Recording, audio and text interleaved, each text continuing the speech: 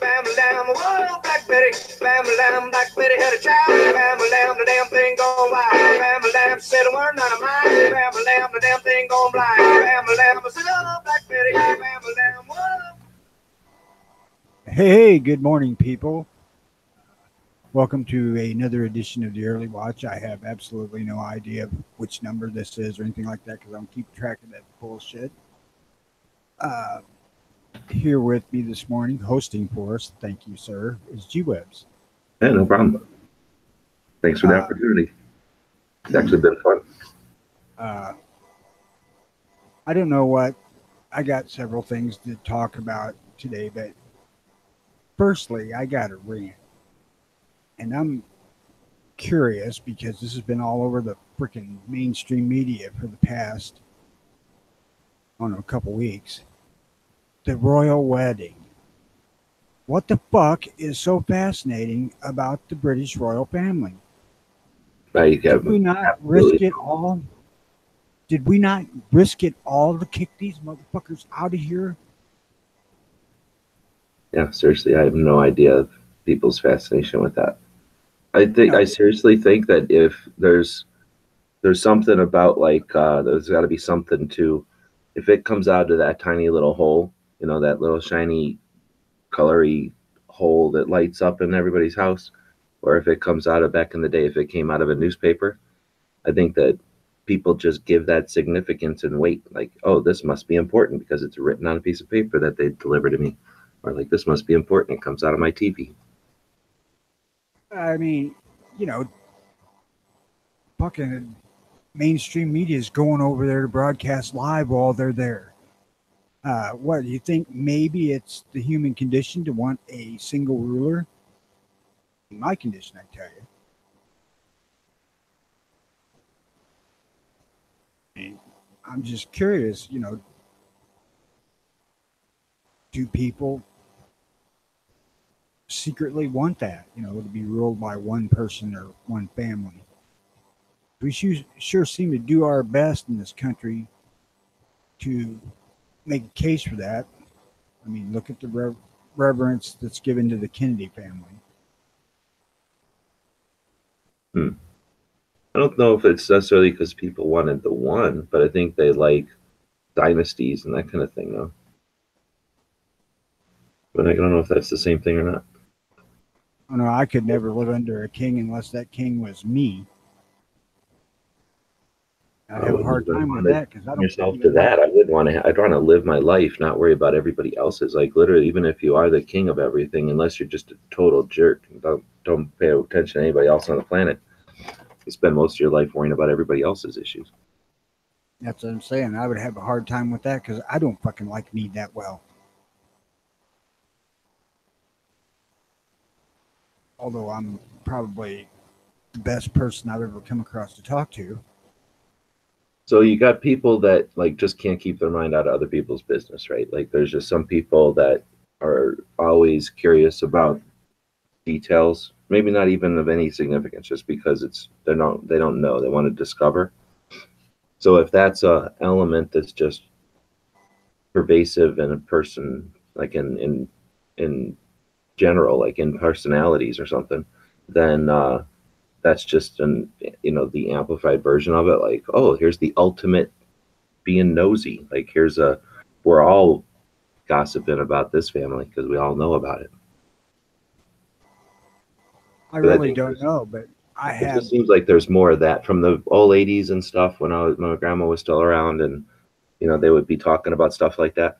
It didn't seem like they gave any reverence to the position as much as just it was like a common gossip that they all could have their own little. I mean, they'd get together with their friends on the weekend and they could talk about what they think about what, it's just like a common, common thing that they're all aware of.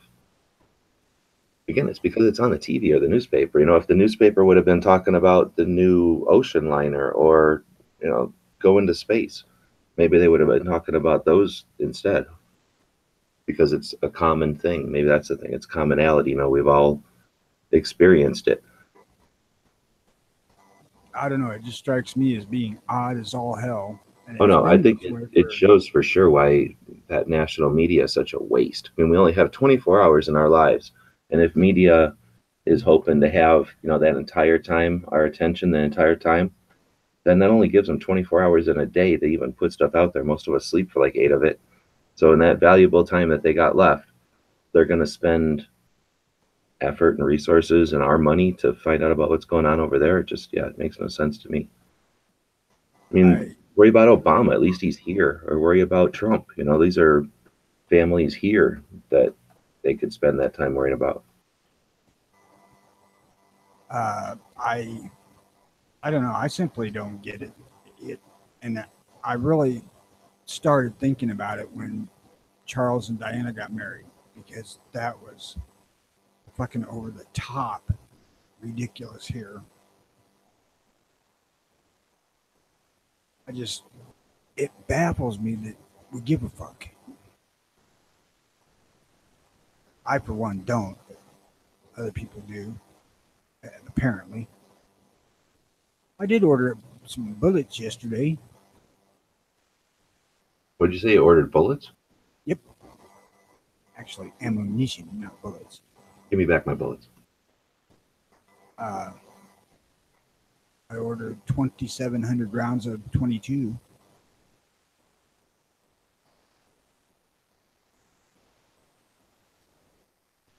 Which is it's the first time I've ever ordered ammo online. I finally jumped through the hoops and sent my FOID and driver's license to Midway so they would be willing to send stuff to me. And Is they that a have, Midway thing, or is that most places that you buy ammo online? you either got to send them the stuff or they just won't ship to Illinois. Like Natchez Shooter Supply, they won't ship to Illinois ammunition. But Midway did, and it didn't take long to get that shit squared away. I mean, I sent it to them and I sent it to Buds. So I have it on should I ever want to impulse buy a gun. But they had shorts for a much cheaper price than I've run across them before, so I bought a brick of those. And 22 shorts? yeah, How much were they? they were like 8 cents a piece. That's a good price. No, that wasn't right either. They were like 6.5 cents a piece because the other ones were 4.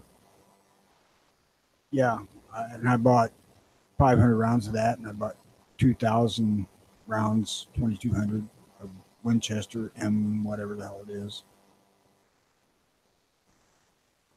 Just because range trips now, when I take the grandkids, I'm not going through 50 rounds of 22. I'm going through hundreds. I've got a bunch here, but I want to keep it that way too.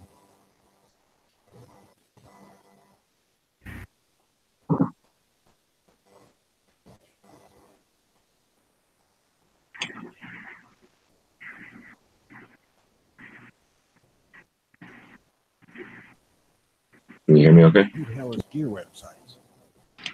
Me. On my other machine. Can you hear this okay?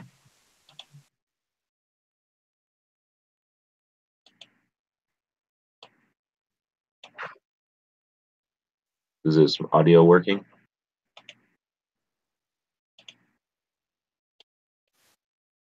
Does that work now?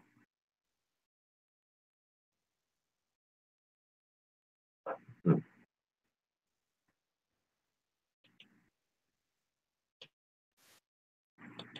Does that work now?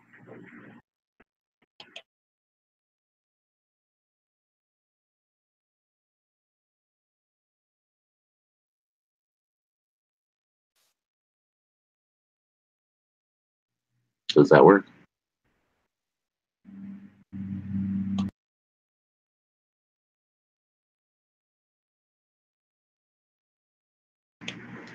Does this work?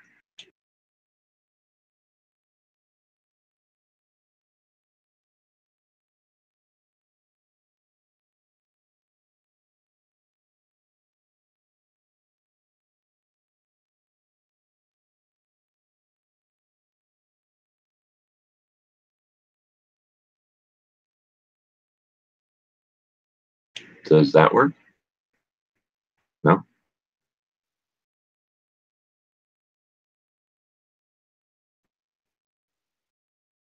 Hello?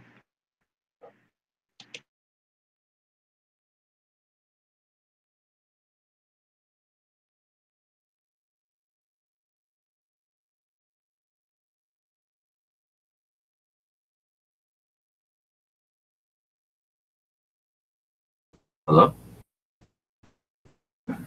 Where did Tony go?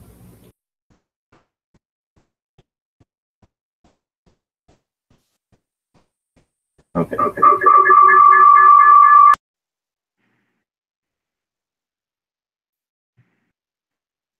Hello? Hello? Anyway, well, I don't know where Tony went.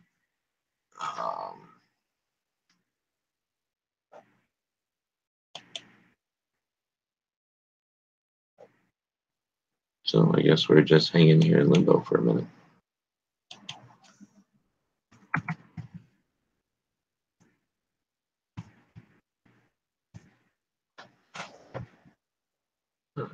Everybody on the gun channel side.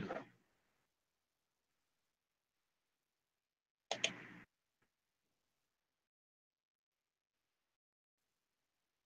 don't know, I guess Tony dropped out. So if anybody wants to there he is. Damn. Is my audio working all right? It seems to be, yeah. Okay. At least while I'm in here, it is.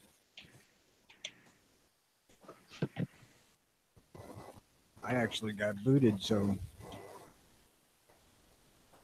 Oh, okay. I was in here going, hello, hello. And I'm like, nobody's answering me. I'm like, oh, Tony's not even in here.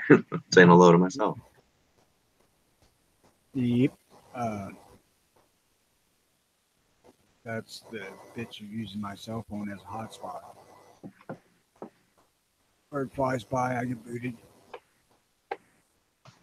So anyway, you were talking about buying a bunch of ammo and 22 short. What are you putting the shorts in? Most of my guns will take shorts. Revolvers, though? Yeah. Mostly I use it in rifles, but. Oh, okay. So that's the question. So you don't have any fear of shoving a short down a rifle barrel? No. Because I guess the concern would be that they don't got enough oomph to get down there and you end up maybe stacking them if you don't realize. Oh, no, they got plenty to get out the barrel. Yeah, I've never had that issue, but I always ask. Well, I don't always, but I thought about asking. I thought about getting some Flowbirds, but that concerned me. I wasn't sure they would work in 22. So when you say Flauberts, you're talking the little, almost like a BB in the front of a blank kind of looking thing? Yep. Oh, That's you what got a it store that is. sells those? Midway had them. Oh, okay, okay. How much were they? Were they super expensive? They were fairly pricey, yes. And I think he said they were 6mm. Yeah. Yeah, that's too bad. I wish those bullets were way cheaper. Yeah, it seems to me that it's odd that shorts cost less than or more than long rifle, but it is. Well, I understand it. The 22 is already a pain in the ass, and now you're making them even twice as difficult to deal with. Have you ever seen them make 22 ammo? I have seen a video on it, yeah. Yeah, that's all I've ever seen. But they make, well, it's the one I've seen at least. They make it in like a tray that's probably like, I don't know, 8x8 or 10x10, like a big grid of them. So, I mean, maybe it is easier with 22 now that I'm thinking about, or short now that I'm thinking about it, because the problem with the long rifle is it's that giant projectile in that long case. So, and I mean 22 not long, not like physically long. It's actually a pretty short case, so it's really super top heavy. Maybe shorts are a little easier to deal with because proportionally the projectile is so much smaller on the thing, even though it's a shorter case even. But I think it's just you need like little robot tweezer arms to do everything with 22 shorts. I'm assuming it's because they don't have the demand for shorts is why they're higher. That's true too. Yeah. But I like shorts because they're freaking really quiet. If Yeah. I want to dispatch something around the house here, I can do it without really alarming the neighbors.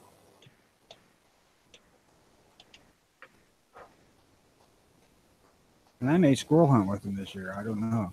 I'm thinking about it.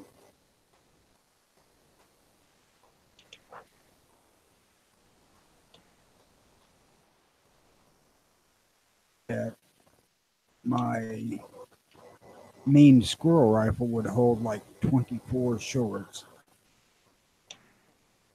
I guess that's another advantage of them. If you're not, if the power is adequate, then yeah, you can carry what a third more or something.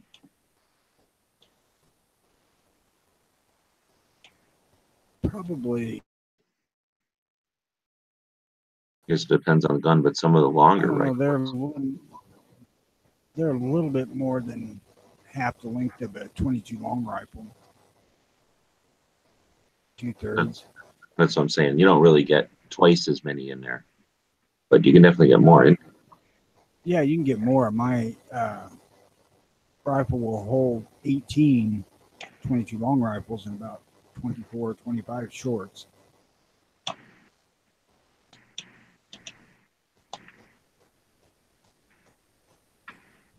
But I like shorts because I've got a Minx, a Beretta tip-up barrel that's 22 short. Awesome little tiny gun. And then I've got a bunch of little revolvers that are 22 short only. And you can get 22 shorts that are damn near supersonic. Oh, souping them up? I never tried anything like that. I don't know that they soup them up, but I think the ones that I bought were over 1,000 feet per second muzzle velocity. Because normally they're like 600 or something. They're pretty small. Right. I can't remember what the specs were. I looked at a bunch of different brands and I bought the ones I could buy bulk cheaper. And I know there was one of them that was like 1,050 feet per second muzzle velocity. And then there was a bunch of them that were in the 600 range.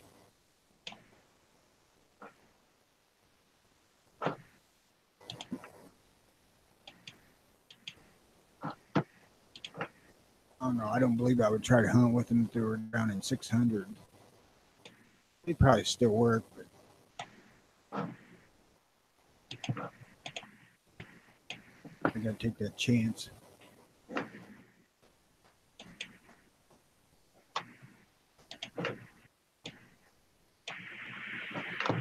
So did you have any news articles or anything from today or yesterday?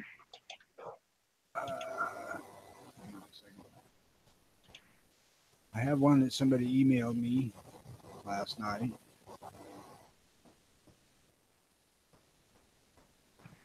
And several things that I've heard over the past couple of days.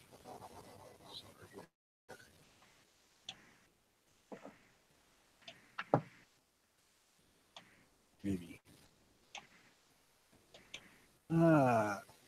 This article came out of the Detroit News, and forgive me because I don't remember who sent it to me. Police won't confirm if dash cam video exists in the fatal shooting of a man with a rifle. Damn, my computer's slow as shit this morning. Evidently, the cops killed somebody who was carrying a loaded rifle in Michigan. Trying to find information here. Was this the kind of thing like a loaded rifle in a Chipotle, or a loaded rifle just on the streets, or like a loaded rifle coming home from hunting trip? Well, what I'm reading here is that they responded to a responding officer spotted a man walking with a rifle near Boneyard Barbecue. There were some and the officer fired shots at the suspect. Holy moly. So it was a bad guy, not just some dude with a rifle. I don't know if it's a bad guy or not. I guess that my mind jumped right to like somebody called the police because some guy was carrying his rifle into the house. I don't know why I jumped to there, but yeah, it sounds more like some kind of guy trying to do something. I don't know. Evidently, it doesn't say that the guy was doing anything other than just carrying the gun. Let's see.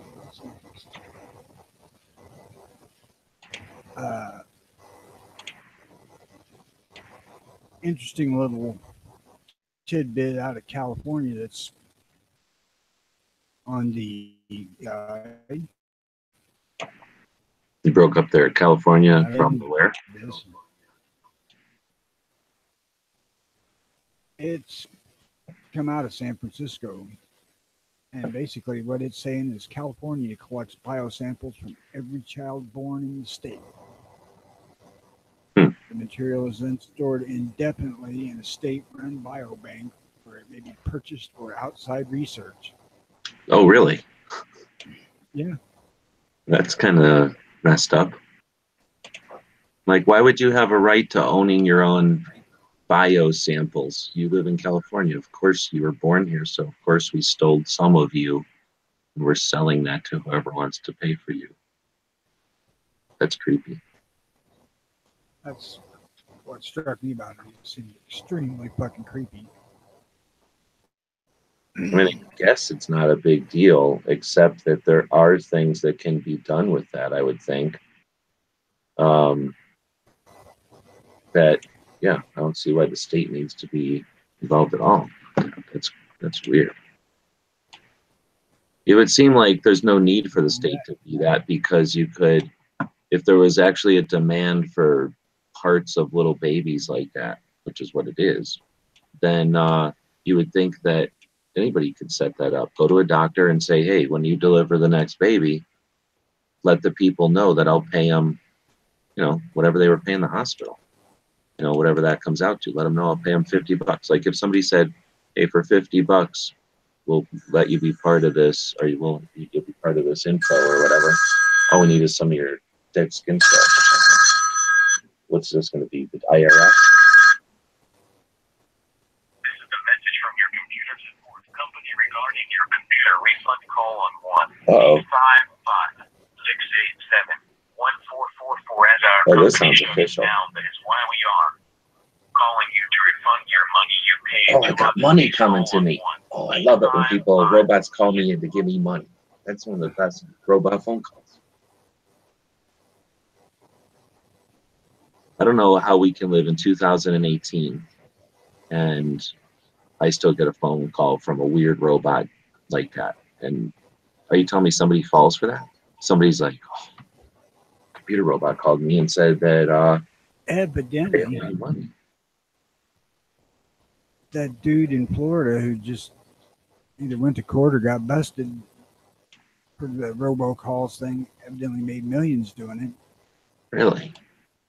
And that's the sad part. That's why they should go to prison, because if they are making money off of that, it's preying off of people that, you know, for some reason are flustered or dumb or talk a different language or young or old or something, but there's nothing about that that's legit. Or at least let the family members of the people that you stole that money from, you know, decide the consequences. I don't know. Let me see here. Okay, well, we've been talking about room fires here. On the construction of them already. Breaking up, I think either it's for me or for, I don't know, I have to find out. Ozzy is saying on the gun channel side that you can add Washington County to the list of sanctuary counties. superb. We don't have our meeting for another 10 days, so I probably am breaking up. I'm having trouble connecting. I just want to make sure because I am on a weird computer running another thing, so it could easily be my computer too. Just not catching up because it'll glitch once in a while when I draw on this.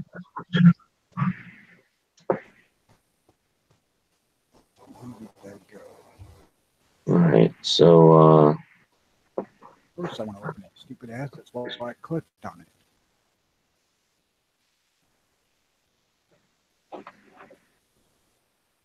I'm frozen. Am I still in the room? There. Yeah. This computer's got 12 megs of RAM. Drives me nuts. I don't understand why the hell they would build it with 12 megs of RAM, but of course it's ultimately frustrating. It's probably got a 4 and a 8 in there. So maybe I can take out the 4 and put in another 8, but I guess it runs, but it just seems like having a 7-cylinder car or something to me. Like every time I think about it, it's like having a 5-cylinder car. Just dumb. Why they put that many RAMs in there? Anyways, this computer isn't as fast as it could be, and every time it glitches, I think about those weird number of RAMs in there.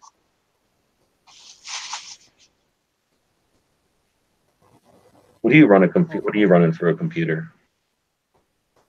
I got one that I bought from Hewlett Packard that was one of their corporate office computers. Oh, like a refurbished type of thing?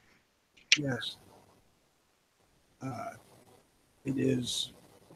Yeah, I never talk about that. I don't think, or I don't bring it up, but I haven't bought a brand new computer. I don't even know if I ever did. Like I've always gone with refurbished. I really, really like them. Let somebody else buy all that wear and tear. It is still wicked fast for being as old as it is. Big downfall is it's got like a 70 meg hard drive, so I have to have a standalone plugged into it. No, that's not a disadvantage. I consider that the way to do business. Like that's the preferred way of doing it. I leave my hard drives just for. I don't care about my hard drives on my computers because I don't want anything stored on there. When you do put stuff on your main hard drive, it is faster to work from there. But once you clog that thing up, it slows your whole computer down. So I leave my onboard drives as basically big temporary storage. I have a little bit of stuff on there, and then give it plenty of room for the software that it's going to run.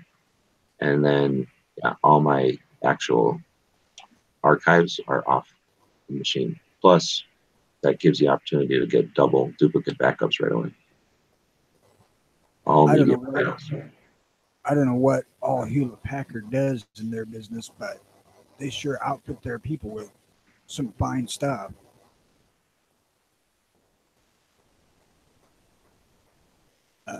This thing, like I said, it's still really fast considering it's 6 or 7 years old. Well, I'm sure in their offices they would want to have, they wouldn't want people waiting around because of their computers at a computer place.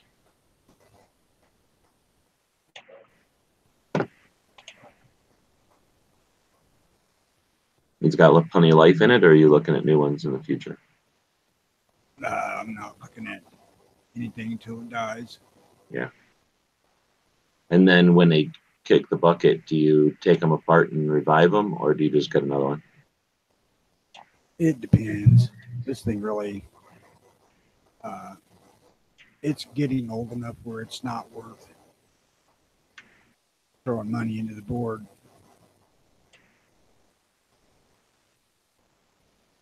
I mean, if I had a hard drive failure, I would put a hard drive in it. But you're comfortable getting in there, and if it's just a fan, $7 fan, keep this computer. A $200 motherboard, new computer. You're comfortable getting in there and doing that. Oh yeah, I built computers for a couple of years back in the day. Then all of a sudden, you could buy the damn things for under $500 all day long. Yeah, seriously. And I don't know how many years ago now I went to laptops and never went back. Laptops are just as capable, and you can pick them up and move them. I don't really care one way or another about having a laptop. I'd like to because I like to be able to dual screen, but otherwise, I'm more comfortable typing on a keyboard. Well, out of necessity, I ended up having some extra keyboards, so that's always a thing. You can have the laptop sitting there and then sit over here with your keyboard where it's comfortable.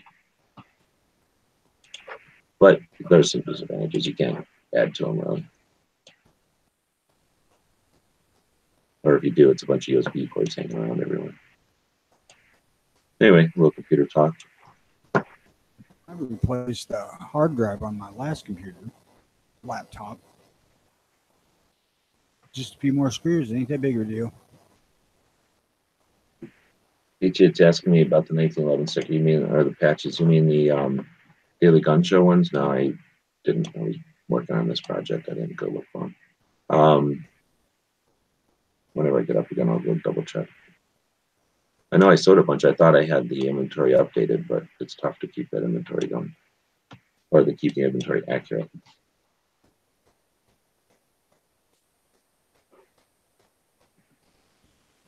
I don't know where we're going to go from here. I've used up all I had.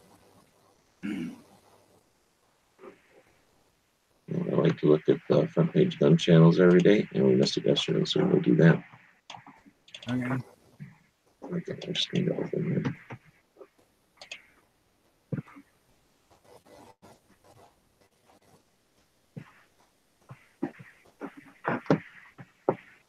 It looks like I got to update the main thing there. So it looks like Knives already has something going. We got this show. What's Tina got here? I've been wanting to collect patches, but I had no clue where to put them. I couldn't resist getting one, even though I probably could have made my own. I need where somewhere to put my patches. So I was just looking at this on Amazon. It's actually pretty neat. It doesn't have enough Velcro though.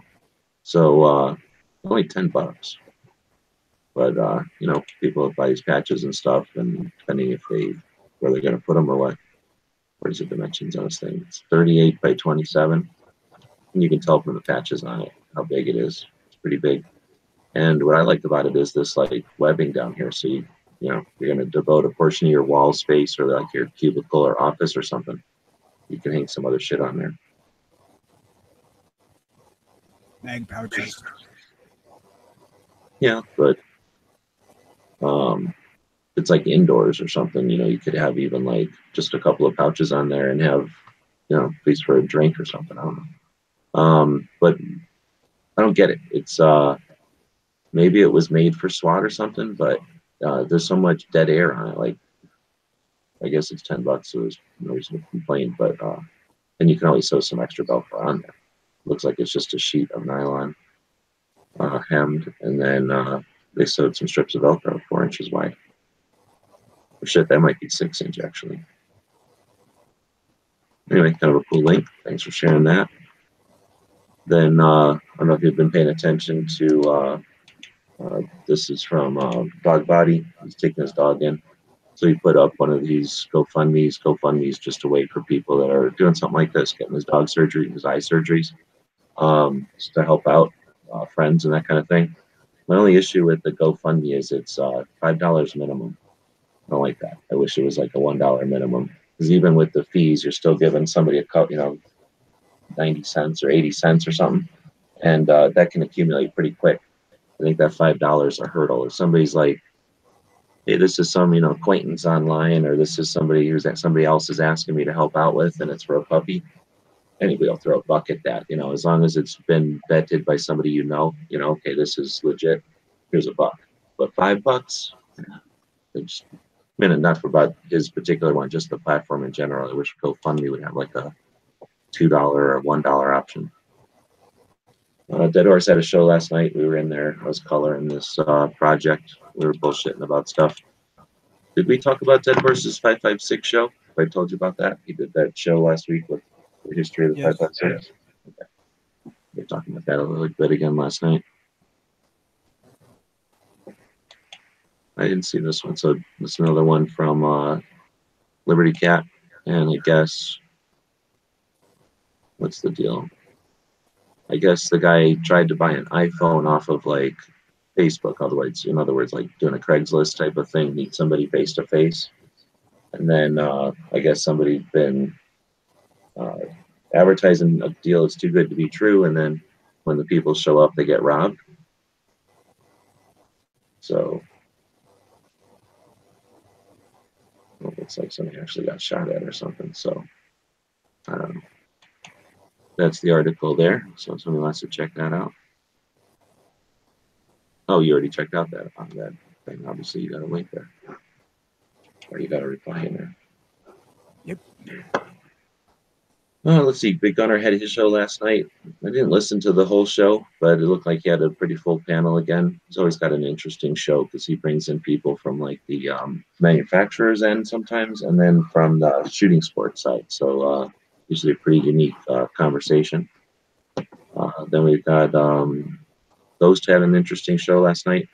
The topic was the role or what responsibilities does a 2A content creator have?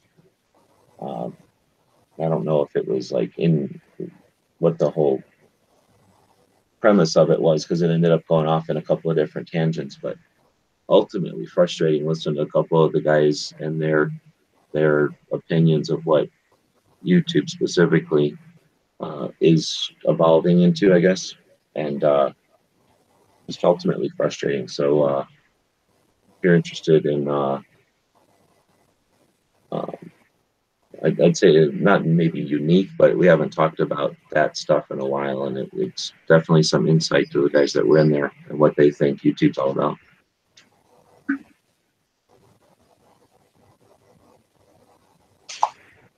Then we got Knives doing a chat last night. Knives putting in all the work, hosting shows, really Yes, keeps channels going. certainly buckled up himself and put the nose to the grindstone as far as hosting goes. He's a cool dude, and I'm sure he gets something out of it. But anybody that wants to, if we haven't mentioned it before, there's this picture of the sticker. We do have the knife stickers. Angelina made them for us for knives, and then we've got them on the store, and they're $25. Anytime somebody buys one, I do the sale or whatever. I put the sticker in an envelope, and then I put $20 in Knives PayPal. So $20 of that 25 goes straight to Knives. He's not making any money, but it's certainly a way to say thanks for your efforts over there, man. Because he puts in 2, sometimes 3 shows a day. Just think of the electric bill, not to mention the time and effort it must take him out of his schedule to, do it. Like I say, I'm sure he's doing it because he's enjoying it, but definitely makes Gun Channels a different place, having a live chat that people can pretty much depend on all the time, thanks to his efforts. Not only that, he's a great human being. Yeah. And from all interactions, I mean, he's one of the nicest people around. Yep, I met him. He's real life too. He's not just a robot. Outlaw had a show. He's been doing a lot of them, and we got a new member, James, out there. Looks like an old guy. Always good to see more old guys on the web. Then another one for the puppy. Then another show from Knives. Not so much news yesterday. Just a couple from Liberty Cat.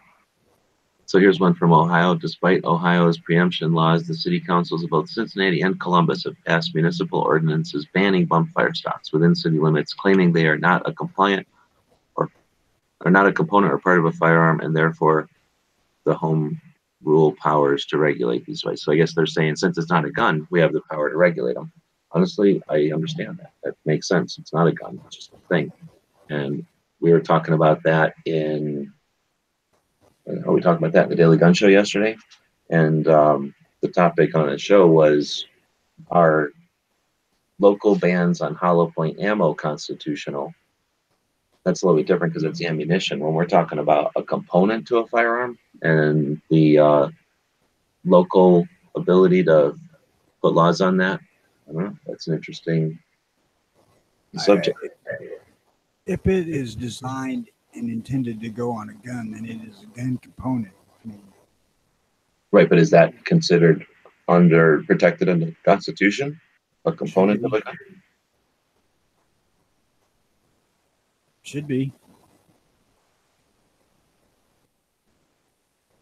I mean, if they can get by with that way, they could just say, we ain't allowing barrels. Well, okay, then they would have, I guess the way to say it would be a like a optional component. Because yeah, the functional components, I would agree with you. Like you can't say, oh, okay, we're outlawing barrels.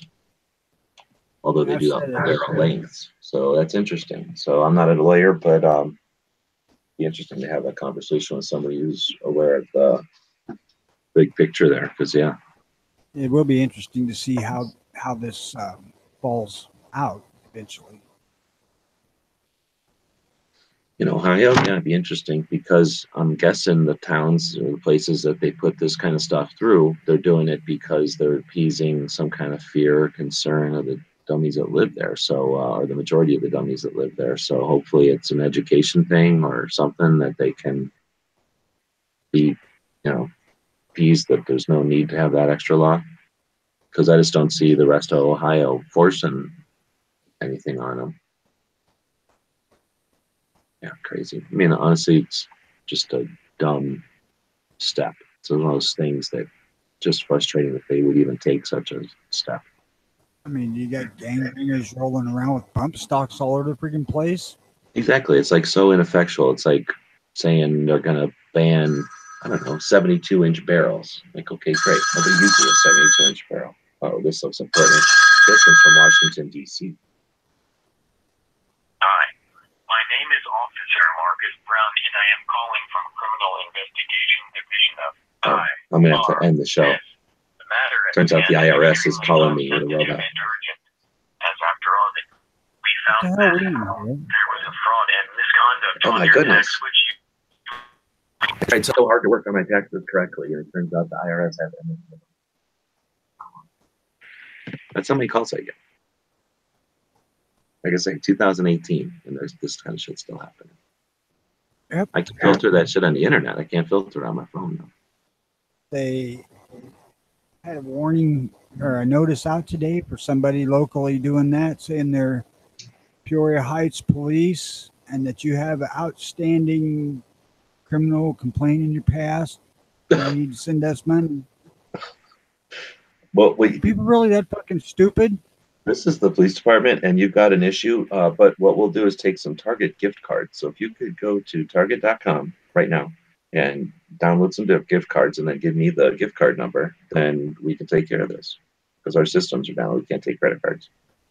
Yeah, like I don't know what people are thinking. All right, so Bedworth, that's the show we were talking about. He has the show and tell shows. That's what we're BSing. Got a video here from Slim. Who the hell did that one? I missed that. Does it have anti-aircraft? Well, if the guy's sitting in the aircraft with the fucking hand grenade and you shoot him and he drops that hand grenade, absolutely.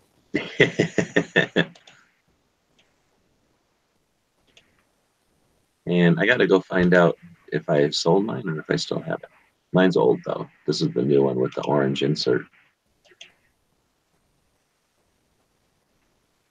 I don't know what them running, but I want one. It's like I think we talked about it before. It's one of them guns that once you get it, you're like, oh, you know, it could be so much better. The stock is dumb. But yeah, neat little video, clear. Got some patches out there. That's good. Well, I don't intend to ever use it. I just want one to have it. Mhm. That's Well, it kinda is that one Why- compared to an M7, the Springfield Armory M7. Which would you rather have? I don't know. You know the M7, right? The actual airplane survival gun. The M7 wasn't 22, was it? Some of them were 22 Magnum, but most of them, yeah, were some sort of goofy caliber. I would rather have just the Henry, just because it's money. I mean, the Henry's going to be cheaper. Like I say, I ain't going to use it. It's like this 45-70 lever action rifle. I'm This is not the one I'm gonna, talking about. See, I'm if I probably. Go ahead. if I could get this one, the SBR version that folds nice, and then the ammo's in the stock there, I'd take this any day over this one. But since you can't get this one and you can only get that one that has like a really long barrel and it doesn't fold good or this kind of thing, then AR7's in the running again. But this extra stuff around the edge there just makes it huge. Like if they would just have redesigned the stock and made it a little slimmer, like a real rifle stock, which they could have, I don't think they could keep these things on the shelves. But I think it's because they insist on making it float, which is dumb.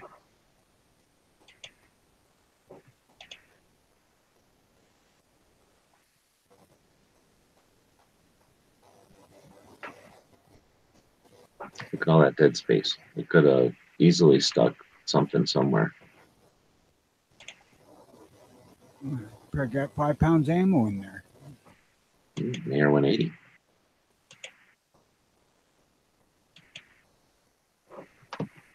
I don't You know, ever man. seen- It's just one of those things I want. No, I hear you. And you seen the little pistol jibby jabbies that they make? I mean, there is a pistol version, but stuff like this where people turn it into almost a pistol.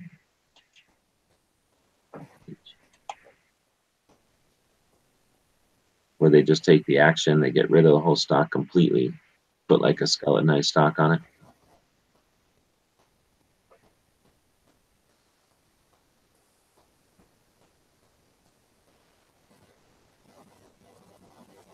I don't know. My son-in-law, youngest son-in-law, is big into the bolt action pistol.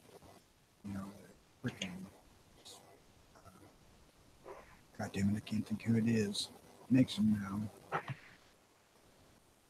Sort of like a contender, but bolt action. Yeah. Yeah, I know what you're talking about. Well, he's into the contender too because he's got one in the muzzle loader. I'm like, what the hell's the point? He said, well, I can use it to hunt deer. Use a fucking shotgun or a 44 Magnum handgun too.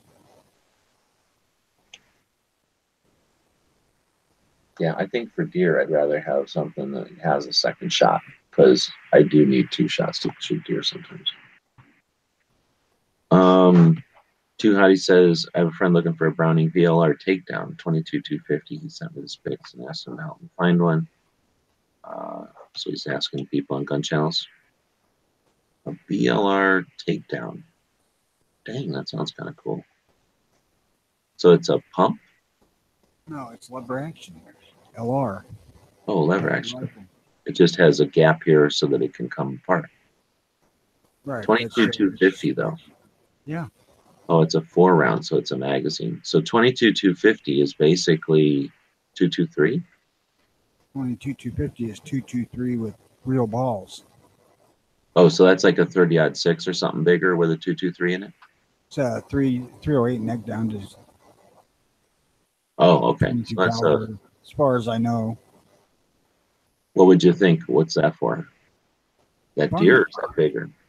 Nah, I wouldn't hunt deer with the thing, but it's great for varmints at mid distances of like 300 to 500 yards. Oh, okay. So I guess now that it's come in clear or whatever, this is just the gun taken down. So it's the front end and the receiver. I thought it was the put together first there. Right on. Well, that's an interesting thing. I don't know if I've seen people using that resource before, but that's the way to do it. Got 5,000 members of gun channels. I don't know how many, something like 30,000 views a day though. So quite a few people potentially could see that. That's a good use of the main page. Only thing I'd recommend is a couple of things. We've got the 24-hour gun show, so you're welcome to post stuff like that there. It's buy, sell, and trade. So find sourcing of item like that for a friend or for a project. Use the gun show. Otherwise, we have a section, a channel somebody made a long time ago called Good Deals. And I don't think anybody care if you put it there also or either. Putting it on the front page like this, people are going to see it.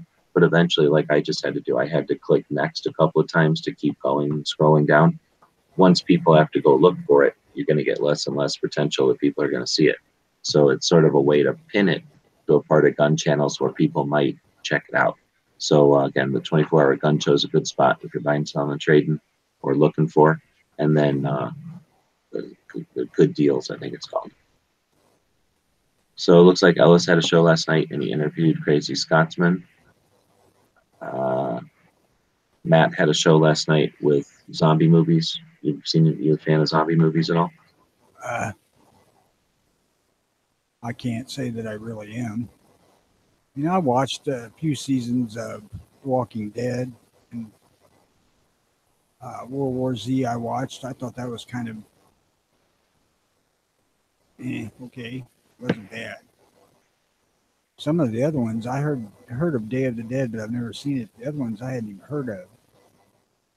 Resident Evil is awesome. I think it was a video game first, but I never played video games, so I just know of it from the movie.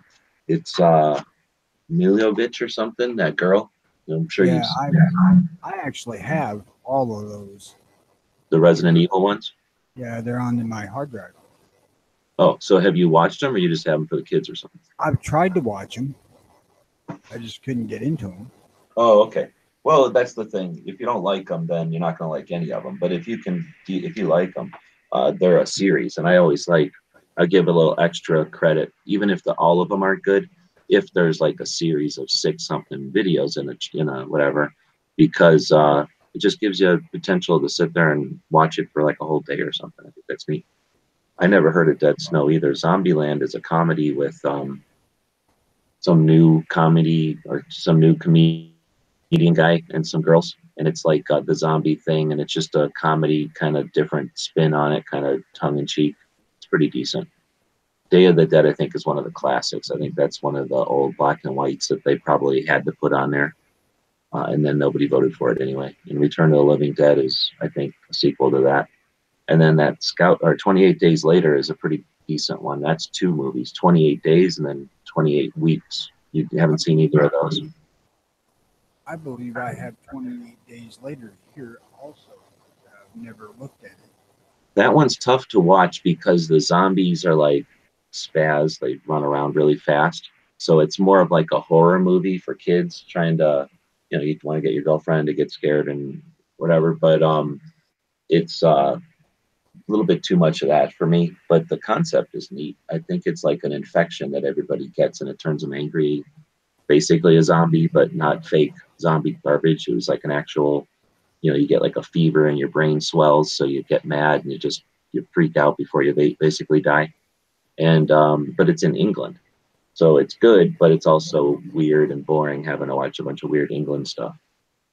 And I actually really enjoyed the first 4 seasons of The Walking Dead. Thought they were well done. And then I just lost interest. Yeah, I kind of liked it for a minute, and I liked the event of it, like the fact that so many people were watching it and that we would get together and have a conversation about it. That part was fun, and that was more fun to me than even the show after a while, because the show got lame. There's too much drama in it. As far as World War Z goes, that was entertaining just because of the action. I mean, there was plenty enough action in there, and them zombies building themselves up a ladder to get over the wall. That was interesting. Yeah, that's I don't know. So you haven't read the book Zombie, or what is it called? World War Z? Hell no, I ain't read a book in fucking. I got the 30 book years. on tape for that one, so I listened to it on some road trip somewhere, and it is a really, really cool book, because it's like I think it starts. There's like how China made all those dams for a minute to get power, so they had flooded all kinds of cities and stuff. It starts there, and it starts with like a guy who works for like CDC or something of that sort, where he's like kind of an international, maybe the UN or something. He's sort of like a problem solver or like the big picture guy, and he starts to see this thing happen, and before it actually becomes a worldwide scourge, as you can imagine, it would become a blip on the radar for people who are watching stuff. So he goes to investigate, and he starts driving or flying around the world to investigate. So the book is sort of he's there, and then he's over here for somewhere, and then he's over here, sort of like the movie, but the movie is way more selling out to the action. The book is way more interesting and like really makes you think about just all kinds of different potential futures with, you know, the zombie part is a part of it, I guess. But anyway, the book is outstanding, and the movie it just was not the book. Everybody I think that read the book was really hoping that a really cool like prepper type nuts and bolts of a apocalypse type of thing would come out, but it turned out to just be another flashy. And then somehow the zombies started running, which I don't know where that comes from. I don't think they run around in the book, but I really like that movie. Like I say, as far as just an action movie, if you can separate it from ruining the book, then yeah, you can just sit there and watch it because it's nonstop. It's like some of these movies that have almost no plot, and it's just an excuse to make a bunch of interesting action. And there's just enough with vehicles and guns and stuff that it's not, I don't know, like some movies or like a World War II movie can get a little bit too much tanks and airplanes sometimes. This one, you know, it switches venues and now it's a airport and now it's a hospital. You know, it's pretty fun. At least for me, when I watch movies out of the corner of my eye, I really like that kind of movie. I like the escape part of where they escape the city initially, and I people need to watch that shit, especially city dwellers, because that was pretty damn realistic about what's going to happen if something major happens in a city and people need to flee.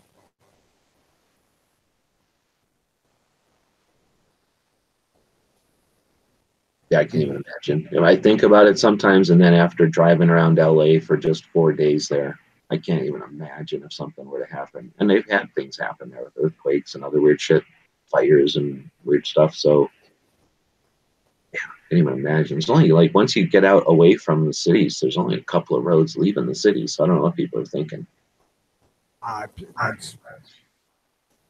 don't get it either. I mean, if we had some sort of major cataclysmic event that made LA need to evacuate, I would say they probably 85 to 90% would die because they can't get out. Yeah, and I don't think that many people are hardening their positions there. And even if you did, if you're the 10th floor of a place, you harden it all you want, it's still got gravity. So, or fires underneath you, it's, you know, just horrible things that could happen. That's where the 28 Days Later is kind of neat too, because it happens in the cities of London or whatever. So it's like he wakes up from it's sort of like The Walking Dead. He wakes up from his hospital and he'd been kind of abandoned, left behind. So he wakes up after it all and tries to figure out what happened, and everything's already chaos and like fortified, and the people are already bunkered up and stuff. God, there's a really good apocalypse type movie. It's floating around YouTube. God damned if I can remember the name of it. But it deals with basically the shit hit the fan situation in the worst case. And this family of having to get out and various things. God, I wish I could remember the name of that son of a bitch, because it's really good watch. And it was like made for TV movie type of deal.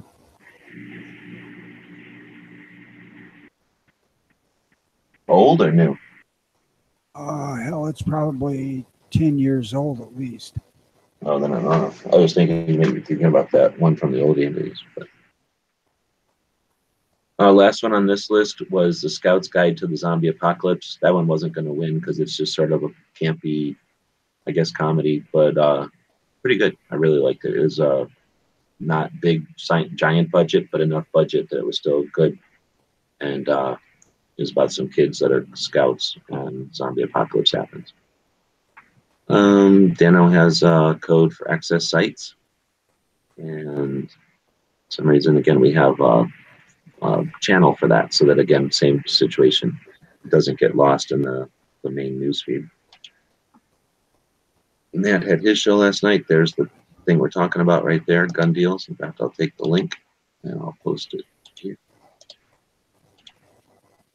Oops. Open link. Take the short one and post it here.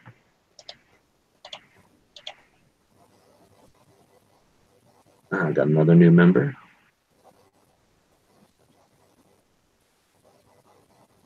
Tardot posted a video from NRA.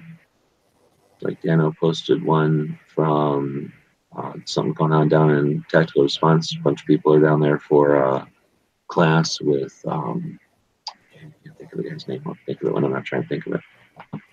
Jaeger? Well, Jaeger, but there's a guest instructor there. Again, I can't think of it. I'll think of it when I'm not thinking of it. He's a he's a SEAL. He's probably a SEAL. His thing is he'll do drills and stuff. He's very athletic, so he'll do drills where he sets the rifle down at maybe 25, 50 yard rifle shots or something. He'll set the rifle down. He'll run way over somewhere. And then, like the one I'm thinking of, he sets the rifle down. He runs over to like a rappelling tower, like what a fire department would use or something, just a big structure with a rope hanging off of it. And he'll climb up the rope for a while, do something, come back down, and then run back over to the gun, get his heart rate and his muscles all burning, and then shoot. He does things that are designed to, once you've got your basics, to then test your abilities under stress like that. And I don't know if that's all he does. I'm just thinking of one YouTube video I've seen, but it's an instructor that's got some reputation for bringing his experience to his instruction, which is always interesting. There's a lot of guys that have experienced a lot of instruction and they bring that instruction to their classes. And then there's guys that have applied their instruction, let's say, have actually gone out and used their different stuff. It's not just all theory. It's not just all coaching. And it's, I think, more of that type of scenario. So again, more advanced for people who've already got the basics down and are then trying to apply them in more advanced ways to just determine their weaknesses and their strengths and that kind of thing. All right, and then we had another one. I don't know, do we talk about this? Was Monday, and I don't know if we saw this one or not. I think it happened while we were in the show, though, so we might have talked about it. But the girls on Sunday had a guest host or guest on their show, instructor Lady Gunner out of Florida. It's always interesting because she was, she's an adult. She's a firearms instructor in Florida, and listening to her on the show, that was one of her first experiences online. And she has not even created any social media accounts or anything. So it's always refreshing to see someone who's just jumping into the internet, and as a reminder that there's 300-something million people in this country. Not everybody's online yet.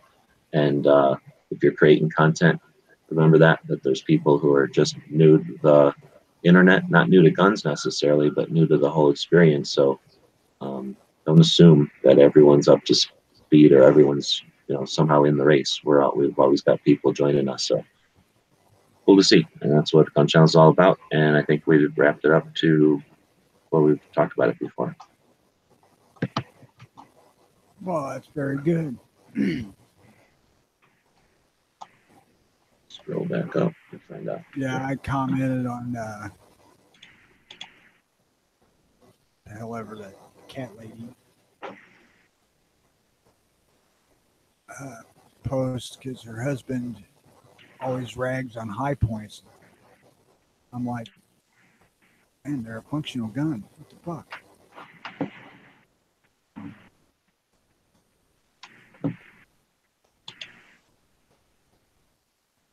They're ugly as sin, but they work. I don't know what more I could say about it.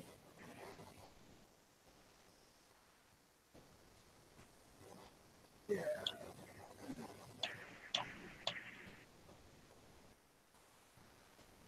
I'm trying to remember where the hell I saw the BLRs at, because there was a time that I was looking for a 22 Browning lever, BL 22,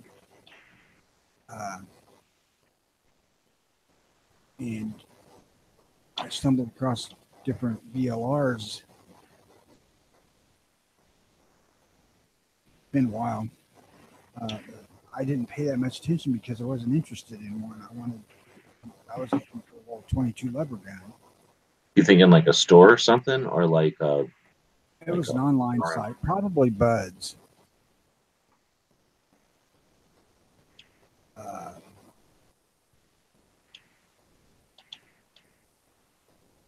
Either Buds or Gallery of Guns or Gun Genie or whatever the fuck you want to call it. But most likely Buds, because when you go through Buds, the way they order things is a little bit different. You'd be more prone to see center fire mixed in with rimfire. Yeah, like they suggest more randomly to you than specifically what you're looking for. Well, you have to go through different hoops to get to specifically what you're looking for. First, you got the brand and then the action type, and so you're more apt to see more of them.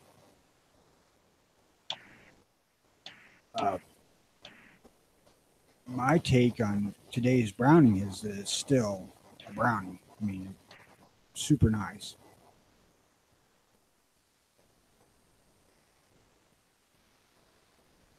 I really never in my life thought I would ever have a 22 rifle that cost me over $600.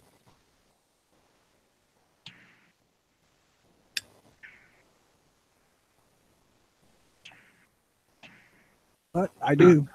As I say, but you do now, right? Yep. I can't say too much about it yet because I haven't shot it that much, but it seems to be really good now that I've blacked out that fucking white diamond.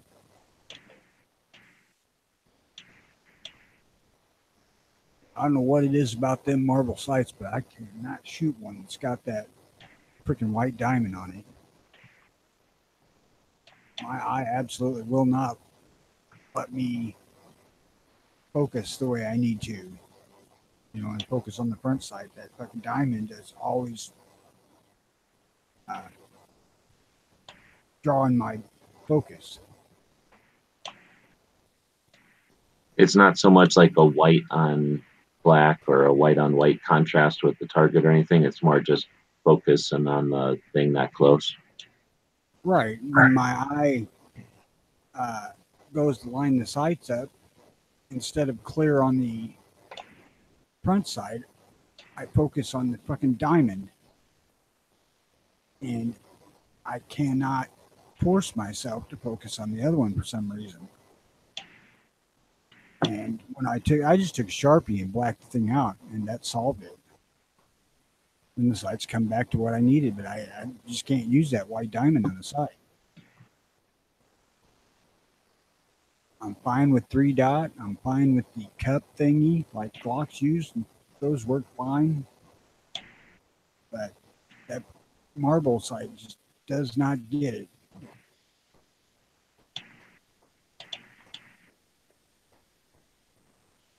And that Browning has it, and then that my 4570 has it too.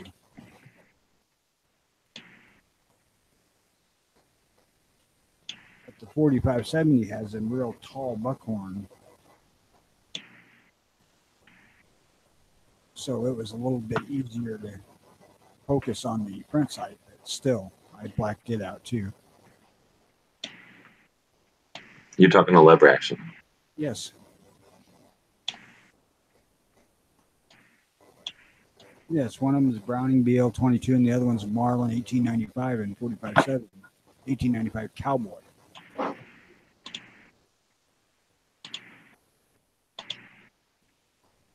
.26-inch barrel, octagon barrel.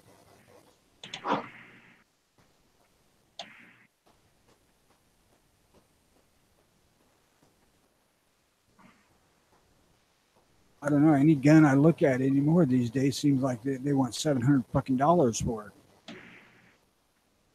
You just got fancy taste in guns. Not really.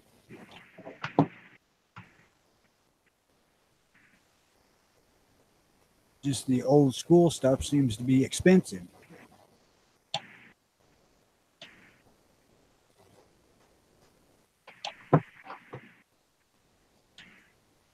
Had I had any clue what was going to happen with Winchester lever actions, I would have had a fucking room full of them back in the 80s. Yeah, seriously. You could buy those fuckers for next to nothing back in the 80s. Yep. Especially as like ARs and stuff started to get popular, like people just dropped that stuff.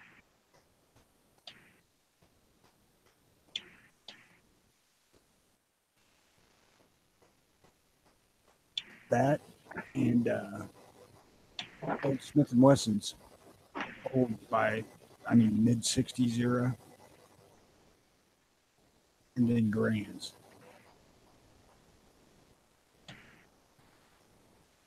Grands are another one I wish I'd have bought a few of.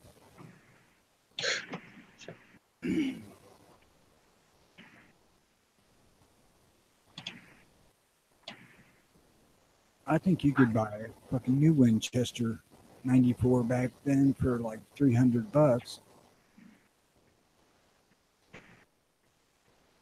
And maybe even less than that, like on a sale or something.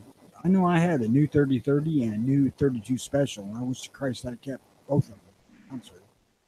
Especially the 32 special. What do you use 32 special for? Nothing, just to have it. But I can't hunt nothing with them here, really. Same with 3030. Yeah. 3030 is a super useful round. I can see that one no matter what. 32 special is just slightly bigger, same thing. Well, it's just such a step away from commonality or like availability. I mean, I don't know. I don't look for it, I guess. Maybe it is everywhere. Back in the day, it was fairly common. It's basically just 30 Winchester with a heavier bullet. It had touch more recoil, but you'd be hard pressed to notice.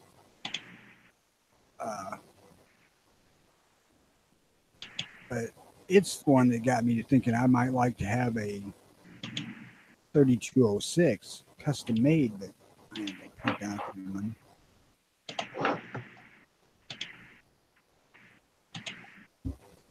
Not as long as I'm living here where I don't have a use for it.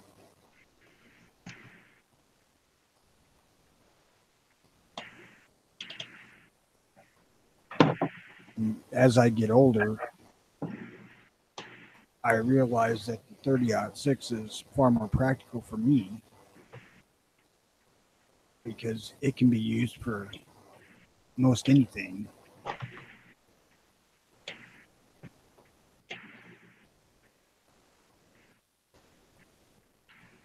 I even found some subsonic loads for it. I'm like, I'll bet them bastards won't cycle this semi-auto. Probably not. All right, you ready to wrap this up? Let's go see if anybody's saying anything out there. Nothing over there. FYI, Jimmy is still alive. Well, we know that he was still alive this weekend. Patriots asking, does anyone have interest in Winchester lever action commemorative rifles, 3855? I can't handle commemoratives. I don't have any extra funds and don't really have an interest to acquire. I guess if I had like a hunting lodge or something and the funds weren't an issue, I could see having a nice collection of commemorative stuff.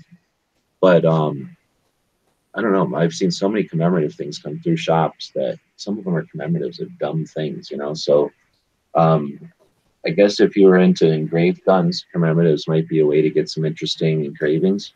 But just commemorative in general, there's just too many ones that are dumb. Like I wouldn't care about some of the commemorative things. so I just couldn't see wanting them. But the other problem is you're not shooting those guns. If you are, you're ruining them, right? So they're neat, and I have no problem with them. But a Crazy Horse one.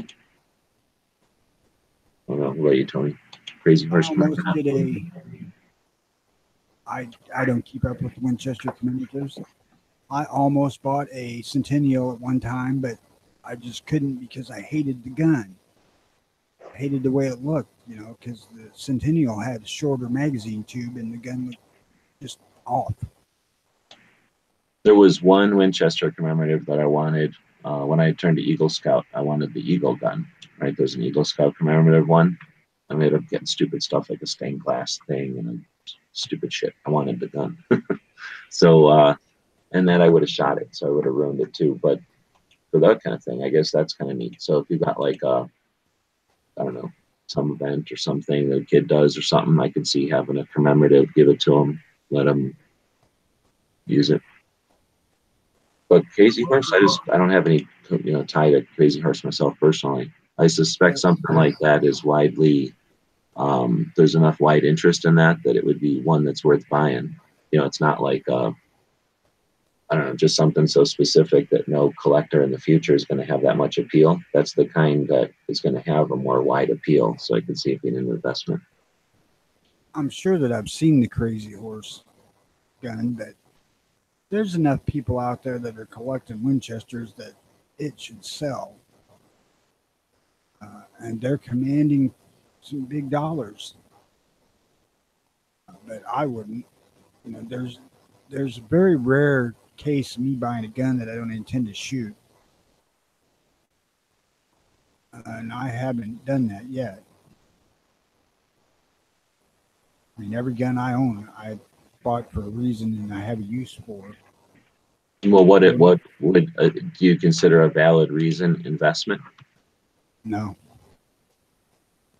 Well, see, I do, because I think if you look at guns and compared to other commodities over time, there's a great reason to buy them. So you can I know people that'll buy standard stuff, and then people that'll buy the fancy stuff, and then people that just buy high end and hard to find things, and all of them can be potentially lucrative. But again, you wouldn't shoot those. In fact, you barely buy them and stick them in a safe. You don't really acknowledge them too much at all, except maybe it'll make sure they're monitoring for rust and that kind of thing. Had it not been for just the circumstances of me being there, I would not have bought this Browning, because it's actually a little too nice of a gun to be taken out in the woods, but I'm going to. And it's probably going to get dinged up and shit, but not the damn thing to use. Hey, there's something to be said for we live a life so that what is life? Life is a pile of experiences, right? So if you're going to be out doing something that you enjoy or something repetitively, then there's nothing wrong with getting something that's that makes the event more, the thing more pleasurable, or that makes it a little more efficient or something. And if you only do certain things as a hobby or as a recreation, why be frugal on the stuff that you really enjoy? Be frugal on whatever you get to work in, because that's a necessity. And it's, or on the other hand, I know a lot of people will say, no, I drive to work every single day, twice a day. I want that to be pleasurable. But you know what I'm saying? I could see having an expensive firearm and just for the sake of enjoying the nice tool, the nice item. Well, I've had a Henry and I didn't care for it. So, my next choice on the list was this Browning, because that's what they had. So, and he was willing to make a deal on it and trade me for my Super Blackhawk.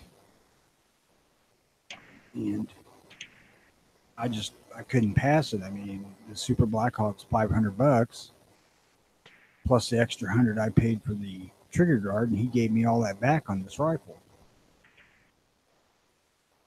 Do you think he knew somebody had already lined up, or he was just trying to help you out, or it's just crazy? He had somebody that wanted it Well, that's cool. because he specifically told me that.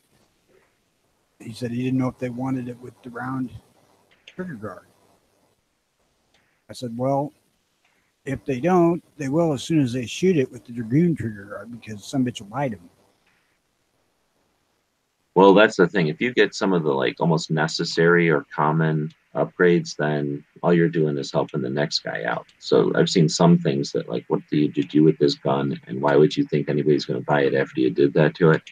But if it's a common, like a useful type of upgrade, yeah, if anything, that's just going to make it more appealing to the next guy. You're saving him money. Well, it makes the gun more shootable for sure. Plus, he has the option of going either way. I mean, what the guy before me did was he put a Hogue overmold on it, which absolutely fucking sucked. No, you don't like those? No. I had Not one on on that gun. 1022. I had one on a 1022 that I tried to make into like a bolt barrel with a Hogue bull barrel, and I mean, I guess it was, I liked it. I liked the Hogue overmold period, so having an entire stock of it was kind of cool.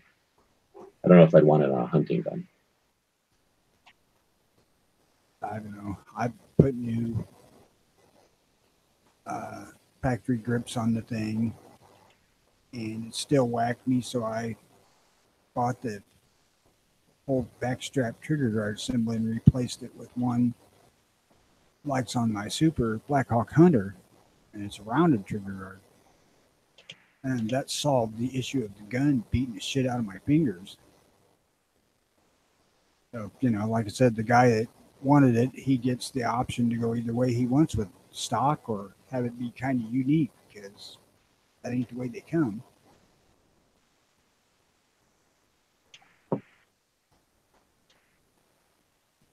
I really didn't want to get rid of the gun, but it's one of those things I don't have need for it. So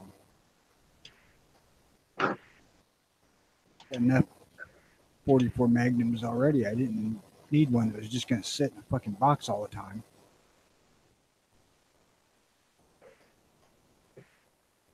Roll call wants me to enhance his mustache. That's fakery. You know, airbrush here. Because I have the Super Blackhawk Hunter still. And that's a perfectly capable hunting gun. Plus, I had the 629, which also is a perfectly capable hunting gun. And these two Vaqueros, which I would be afraid to even put hot rounds in those. That smaller grip, I don't believe I'd want to try to hang on to it with super hot 44, but Ruger says it'll shoot anything.